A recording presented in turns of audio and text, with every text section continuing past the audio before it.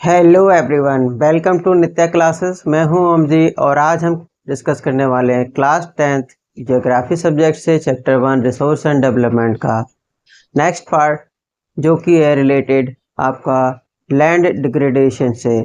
सबसे पहले हमें समझना है कि लैंड डिग्रेडेशन क्या है। लैंड की जो वैल्यू या जिसका यूज़ हम कर सकते हैं वो हम करने में कैपेबल ना हो पाएँ तो वो उसको लैंड का डिग्रेडेशन कहते हैं। इसके बहुत सारे रीजंस हैं, लेकिन जो मेन रीजंस हैं वो आज हम लोग पहले डिस्कस करेंगे।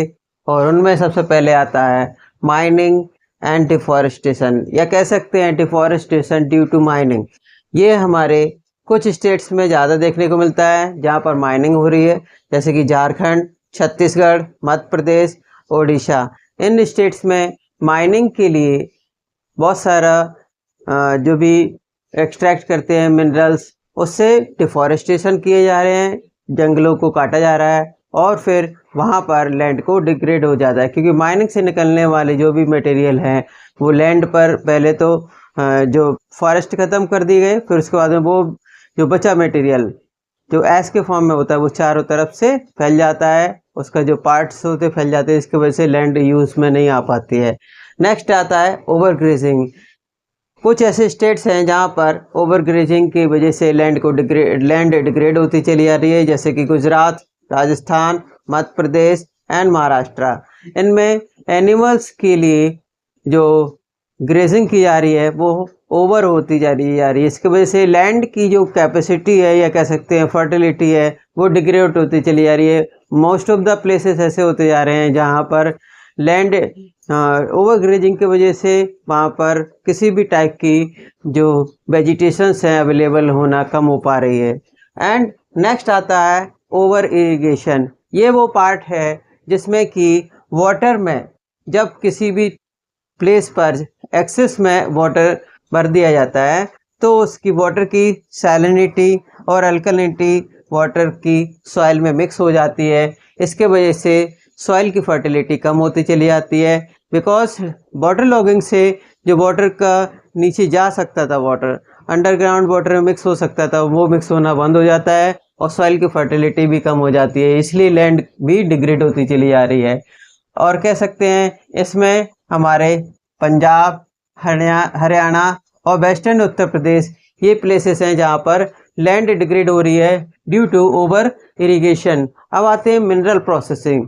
मिनरल प्रोसेसिंग जिन मिनरल्स को प्रोसेस करके डिफरेंट टाइप के प्रोडक्ट बनाए जाते हैं, उन प्रोडक्ट में होता क्या है कि ग्राइंडिंग की जाती है, जैसे कि लाइमस्टोन की ग्राइंडिंग की जाती है सीमेंट इंडस्ट्री के लिए, और कैल्साइट और सॉपस्टोन की जो ग्राइंडिंग की जाती है वो सेरामिक इंडस्ट्री के लिए की जाती है। जब ये ग्राइंडिंग की जाती है तो बहुत सारा इसका धूल या कह सकते हैं जो डिफरेंट टाइप के मटेरियल हैं वो आसमान में या कह सकते हैं एनवायरनमेंट में फैल जाते हैं और धीरे धीरे करके वो सॉइल के ऊपर या कह सकते हैं लैंड पर जमा होना शुरू हो जाते हैं। इसकी वजह से भी सॉइल की जो फिल्ट्रेशन है, जिसके लैंड फिल्टर वाटर को फिल्टर करके नीचे भी ले जा सकती है, वो भी होना बंद हो जाती है, जिसके वजह से वहाँ की जो लैंड है वो डिग्रेड होना शुरू हो जाती है। लास्ट में आपका है इंडस्ट्रियल एफ्लुएंट। इंडस्ट्रियल एफ्लुएंट्स वैसे तो हमारी हर एक तरीके की पॉल्यूशन का रीज़न है, जैसे कि आप कह सकते हैं वाटर पॉल्यूशन, एयर पॉल्यूशन और साथ में आपका लैंड पॉल्यूशन भी या सॉइल पॉल्यूशन भी आपकी इंडस्ट्रियल वेस्ट का रीज़न होती है। अब हम कह सकते हैं इंडस्ट्रियल वेस्ट के वजह से या इंडस्ट्रियल एफ्लुएंट के वजह से हमारे जो वेस्ट मटेरियल है उसको अगर सही तरीके से प्रोसेस ना करके जब किसी भी प्लेस पर फैला दिया जाता है या किसी भी प्लेस पर डाल दिया जाता है, जिसमें कि रिवर या ओपन प्लेस हो सकते हैं, उसके वजह से सॉइल या उसकी लैंड है वो किसी भी यूज़ की नहीं रहती है, बिकॉज वहाँ पर किसी भी टाइप का आप प्लांट नहीं लगा सकते हैं या पर कह सकते हैं वहाँ पर किसी भी टाइप की कोई भी कल्टीवेशन या क्रॉपिंग करना इम्पॉसिबल सा वर्क हो जाता है। साथ में ये पॉल्यूशन भी करते रहते हैं। तो आज हम लोग इसके जो लैंड डिग्रेडेशन है इसको समझ रहे हैं। अब हम चलते हैं लैंड को कंजर्व कैसे किया जाए इसके बारे में। अब हम समझने की कोशिश करते हैं कि आखिर लैंड को कैसे कंजर्व किया जा सकता है। तो लैंड को कंजर्व करने के लिए सबसे पहले हमें एफॉरेस्टेशन करना पड़ेगा, यानी कि ज़्यादा फॉरेस्ट बनाने पड़ेंगे। दूसरे नंबर पर हम कह सकते हैं कि जो ओवर ग्रेजिंग हो रही है जिन प्लेसेस में, उनको कम करना पड़ेगा, कंट्रोल करना पड़ेगा।